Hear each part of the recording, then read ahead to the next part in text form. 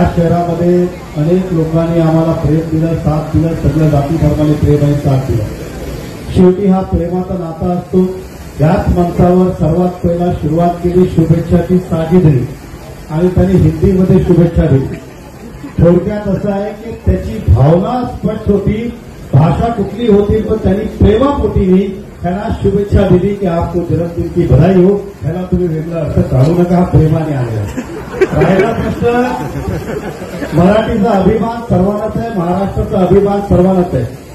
देशाचे पंतप्रधान हे सांगायचं राष्ट्रभर हे उद्देश होतं की मला मराठी पण येते आणि हिंदी पण येते, त्याला वेगळा अर्थ लावू नका, तुम्हाला कुठल्या भाषेत पाहिजे मी त्या भाषेत बोलू शकतो. हा त्यांचा एक महाराष्ट्राला प्रेम होता आणि स्नेह होता.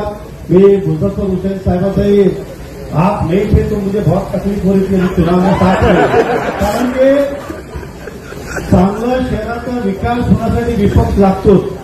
आणि नक्की मुझफ्फर हुसैन साहेब आता त्याची तब्येत आता बरी आहे, ईश्वरची प्रार्थना करून त्यांना पण चांगला श्वास मिळावा.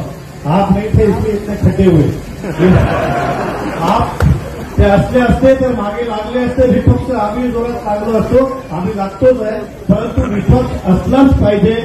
आणि माझी मनापासून इच्छा आहे की त्यांचा श्वास चांगला राहावा, त्यांनी आराम करावा, परंतु आजारी होऊन नाही, ते चांगलं आराम करावा ही आमची शुभेच्छा आहे.